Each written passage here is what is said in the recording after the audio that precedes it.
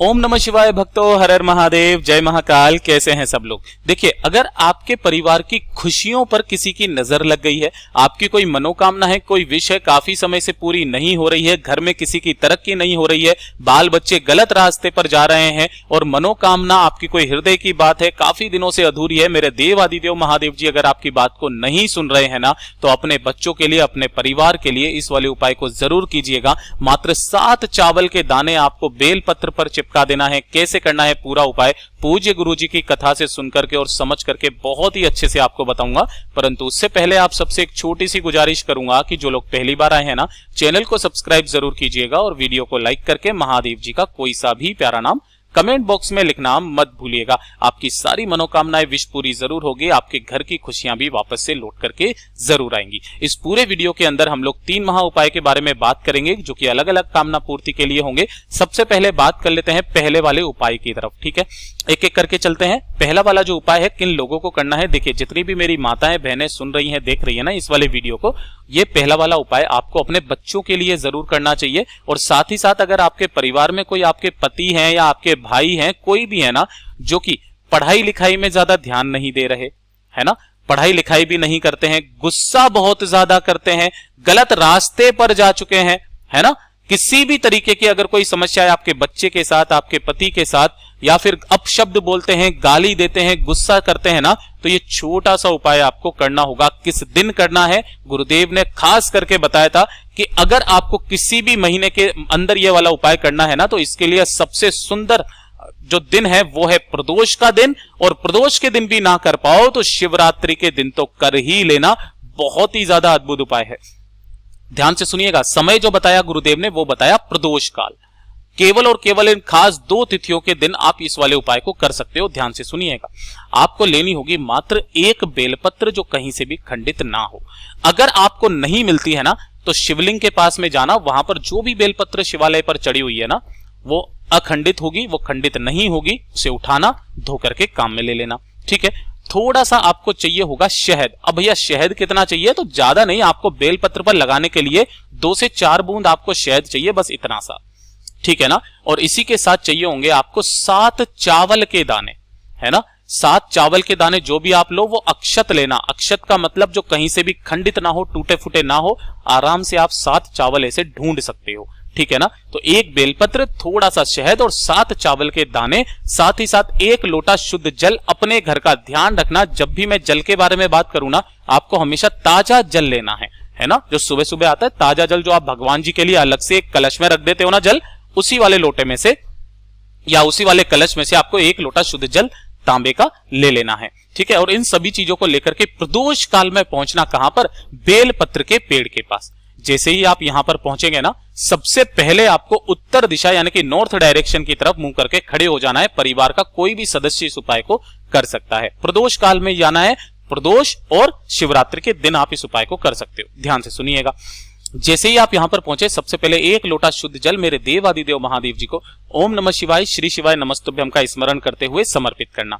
किन महादेव जी के नाम से करोगे, ध्यान रखना जब भी आप इस तरीके का कोई उपाय करते हैं, तुमरुका महादेव जी को याद किया जाता है ना, तुमरुका महादेव जी के नाम से समर्पित करना, ठीक। अब जो आपने एक बेलपत्र लिया है, उस 1 बेलपत्र की 2 साइड होती हैं, एक तरफ चिकना साइड होता है, एक तरफ खुरदरा।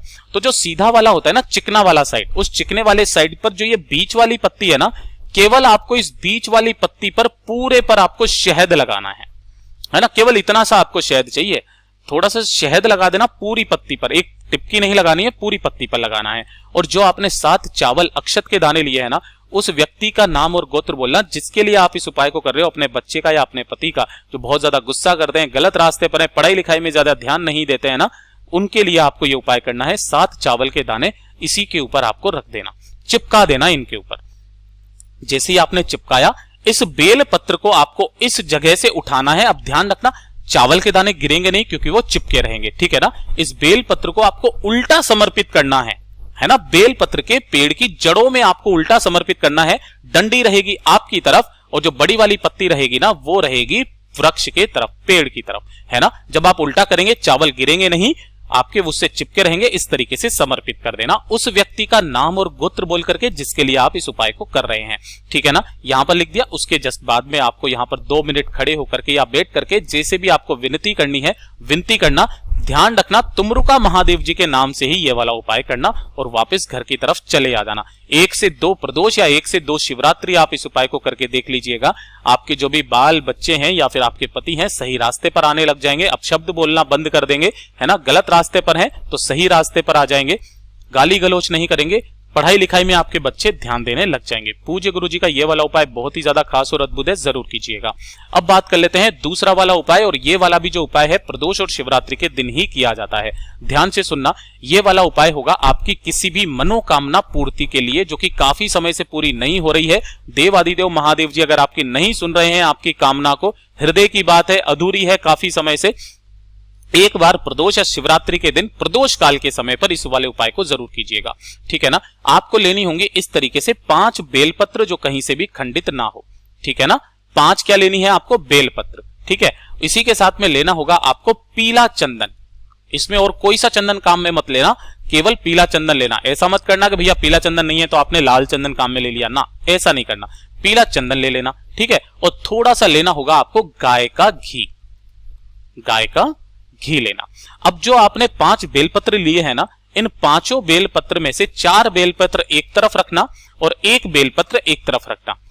जो 4 बेलपत्र है ना उसकी तीनों पत्तियों पर आपको लगाना होगा पीला चंदन, है ना, क्या लगाना होगा? पीला चंदन, चिकने हिस्से की तरफ अच्छे से पूरे पर लगा देना ऐसे करके। ठीक है ना, पूरे पर 4 बेलपत्रियों पर पीला चंदन लगाना और जो 1 बेलपत्री है उस पर लगाना होगा आपको गाय का घी। ठीक है ना, तीनों पत्तियों पर, 1 बेलपत्र की तीनों पत्तियों पर आपको गाय का घी लगाना होगा। इस तरीके से 5 बेलपत्र तैयार हुए। अब ध्यान से सुनना, आपने जो पहले 2 बेलपत्र हैं पीले चंदन के उसे नीचे रखना, उसके ऊपर आपको ये वाली जो गाय के घी वाली जो पत्ती है उसे बीच में रखना और फिर से वापस ऊपर 2 पीले चंदन की पत्ती रख देना, बेलपत्र। ठीक है, इसे उठा करके अपने किचन में किसी भी सुरक्षित जगह पर रख देना। किचन में ना मिले तो आप अपने घर के मंदिर में क्या करना, एक कटोरी के अंदर रखना उन सभी बेलपत्र को और यहां पर रख देना और उसी के सम्मुख में एक गाय के घी का दीपक गोल बत्ती का जरूर लगा देना। ठीक है, ये वाला काम आप किस समय करोगे? सुबह के समय कर लेना। ठीक है ना, जब प्रदोष काल का समय आएगा ना, प्रदोष काल का समय शाम का समय, तो शाम के समय पर आपको इस कटोरी को उठाना है, 1 लोटा शुद्ध जल ले लेना अपने घर का और लेकर के पहुंच जाना मेरे देव आदिदेव महादेव जी के मंदिर शिवलिंग के पास में। उत्तर दिशा यानी कि नॉर्थ डायरेक्शन की तरफ मुंह करके खड़े हो जाना। जब भी आप अपनी किसी भी मनोकामना के लिए, धन संपदा वृद्धि के लिए आप इस उपाय को करते हैं ना, सबसे पहले 1 लोटा शुद्ध जल मेरे देव आदिदेव महादेव जी को चढ़ाना कुंदकेश्वर महादेव जी के नाम से। किनके नाम से? कुंदकेश्वर महादेव जी के नाम से समर्पित करना और उसके बाद में एक एक करके उन बेलपत्री को आपको शिवलिंग पर समर्पित करना होगा। कैसे? डंडी रहेगी जलाधारी के तरफ, बड़ी वाली पत्ती का मुख रहेगा आपकी तरफ, एक एक करके इसी वाली सारी की सारी बेलपत्रियों को शिवलिंग पर समर्पित कर देना। ओम नमः शिवाय, श्री शिवाय नमस्तुभ्यम का स्मरण करते हुए 2 मिनट यहां पर बैठना, महादेव जी का स्मरण करना, अपना नाम और गोत्र बोल करके, आपकी कामना बोल करके वापस घर की तरफ चले आ जाना।